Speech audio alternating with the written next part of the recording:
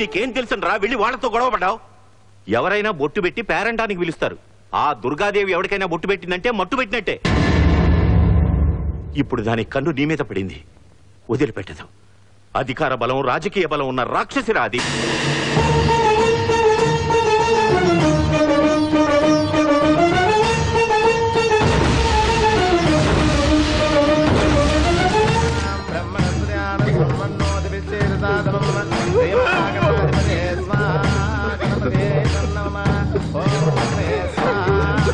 ఆహా, పెళ్లి ఎంత కత్తుల పండుగ జరుగుతుందిరా. ఇలాంటి పెళ్లి ఎప్పుడని చూసారా?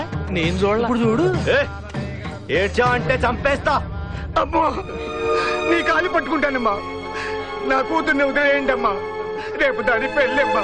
దాని బ్రతుకు నాశనం చేయకండి అమ్మా. అదిష్టాన్ని అన్యాయం అంటావేంటయ్యా?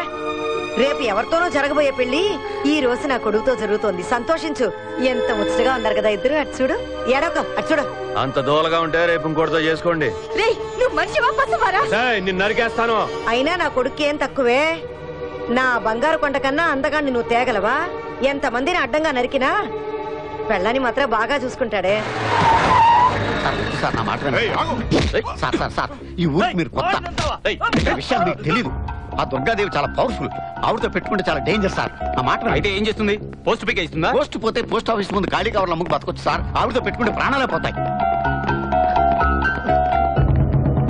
మిస్టర్ రాజా, మొన్న బస్ స్టాండ్ లో జరిగిన మధ్య నువ్వే చేసావని సాక్ష్యం నా దగ్గర ఉంది.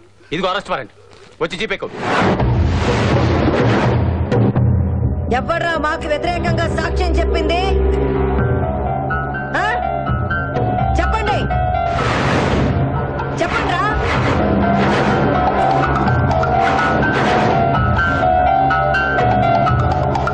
సాక్ష్యం చెప్పింది ఎవరైతే ఏంటి?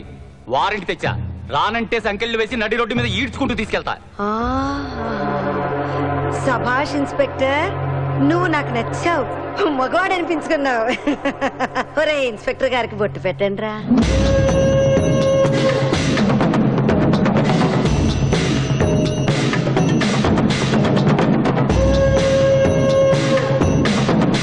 అమ్మగారు, ఆ సాక్ష్యం చెప్పింది సిద్ధప్ప నాయుడు గారు.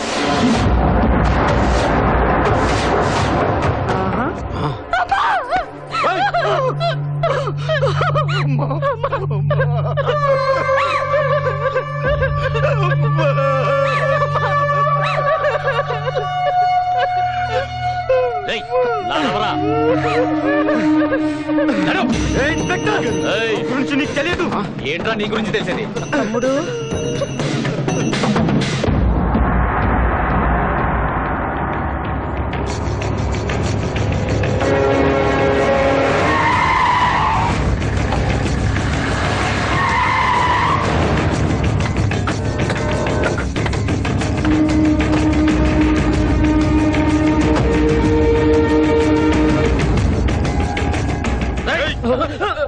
తమ్ముడు,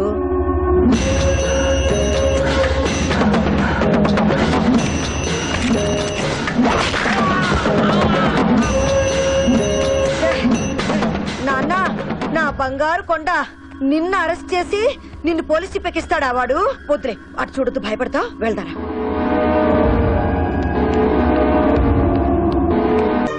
బాగా చదువుతున్నారా? జానకి, కారు వచ్చిందేమో చూడు. ఇప్పటికి 3 సార్లు చెప్పారు, 3 సార్లు వెళ్ళొచ్చాను. ఇంకా రాలేదు. వస్తారులేండి.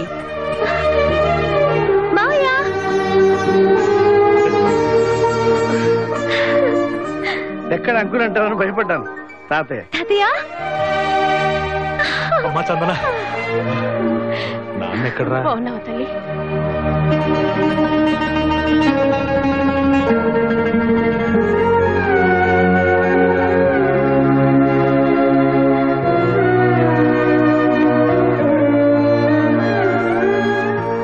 నమస్కారం అండి. బాగున్నావమ్మా? ఏంట్రా ఆగిపోయావే? ఎలా వస్తాడు మామగారు? గుజరాత్ అమ్మాయిని చేసుకున్నాడని గుమ్మం తొక్కద్దన్నారుగా. అది ఎప్పుడో జరిగిన మాట. ఆ విషయం మర్చిపోయాను రా. అసలు దీన్ని చూడటానికే ఈ షష్టి పూర్తి ఏర్పాటు చేశాను. ముహూర్తం సమీపిస్తోంది, త్వరగా రావాలి మరి. రండి రండి రండి. తాతయ్య నువ్వు పెళ్ళప్పుడు ఎలా ఉన్నావు కానీ ఇప్పుడు మాత్రం పెళ్లి కొడుకులా ఉన్నావు. నేను బతుకున్నదే నేను పెళ్లి కూతురులా చూడాలనమ్మా. అవునే బామ్మ, నువ్వు ఒకసారి తాతయ్యని పెళ్లి చేసుకున్నావు కదా, ఈసారి ఛాన్స్ నాకు ఇవ్వచ్చుగా, నేను కూర్చుంటాను. మరి తాతయ్య అంత ముద్దొస్తున్నాడు.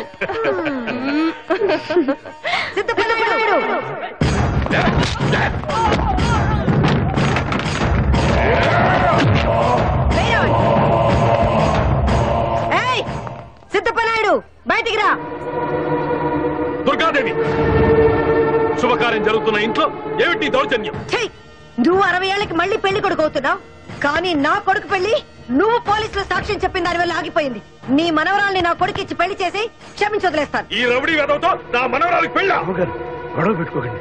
అది అలా చెప్పు. పెళ్లి చేసుకోవడానికి ఏం కావాలయ్యా? పంతులున్నాడు, పసుపు కుక్కలున్నాయి, అక్షంతలు వేయడానికి బంధువులు ఉన్నారు. ఇదిగా చూస్తావంటే వెళ్ళి చీర కట్టుకురా, పెళ్లి చేయాలి. నా బంగారు కొండ లోపలికి వెళ్ళి పీటల మీద కూర్చోమ్మా. నా మనవరాలు జోలికి వెళితే తలకాయ లేచిపోతాయి.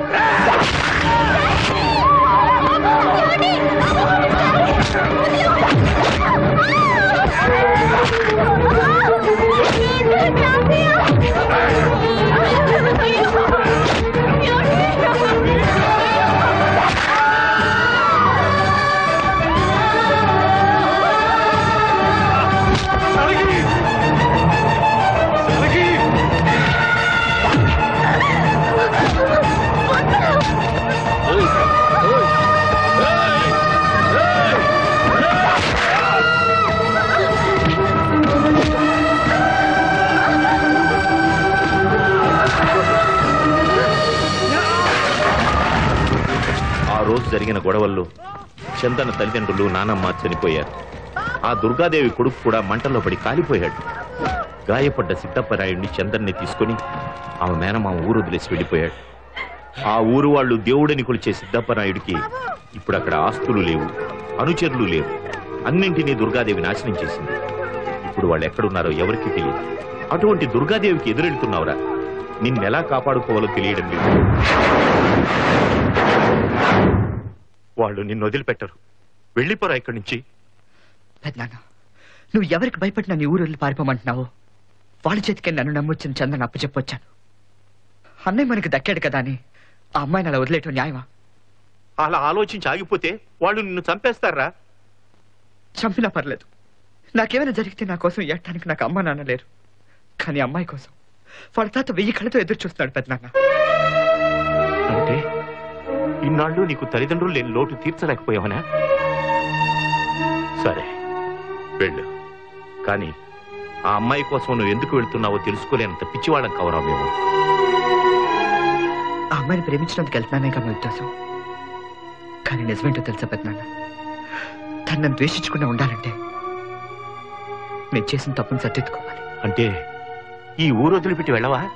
వెళ్లాల్సి వస్తే తను తీసుకునే వెళ్తాను. అది కాదురా పెద్దనాన్న, నీకు తెలియదు తను నన్ను ఎంత నమ్మిందో, ఎంతగా ప్రేమిస్తోందో.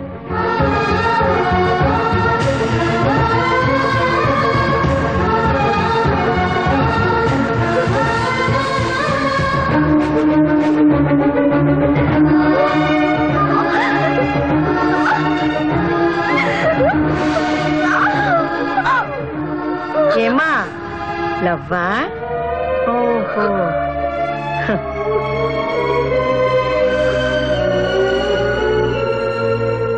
అంత పడిపోయావు వాడికి? వాడి తెలివితేటలు చూసే పంపించానులే నేను. పెద్ద కోటీశ్వరుడు అనుకుంటున్నావా? కిరాయి వాడే 10 లక్షలు వాడు మొహాన కొట్టాను, వాడు నిన్ను తీసుకొచ్చి ఇక్కడ పడేసి వెళ్ళిపోయాడు.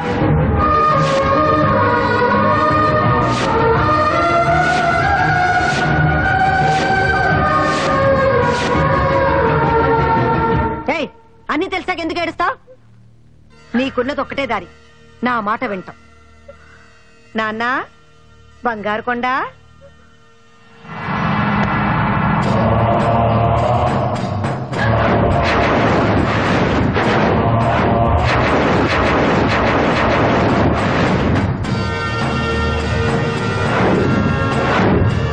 ఏమిటి అలా చూస్తున్నా? నీకు తాళి కట్టడానికి కోసం ఇంకా బతికే ఉన్నాడే. బాగున్నాడా? పాసికం పెట్టి బుగ్గన చుక్క పెడితే ఇంకా బాగుంటాడే. ఎందుకే వాణ్ణి చూడ్డానికి మరీ ఇదైపోతున్నావు? నీ వల్లే కదే నా కొడుకు ఇలా అయ్యాడు. అందుకే జీవితాంతం నువ్వు వాణ్ణి చూస్తూ బతకాలి. అందుకు నువ్వు వాణ్ణి పెళ్లి చేసుకోవాలి. పెళ్లి చేసుకుని తీరాలి.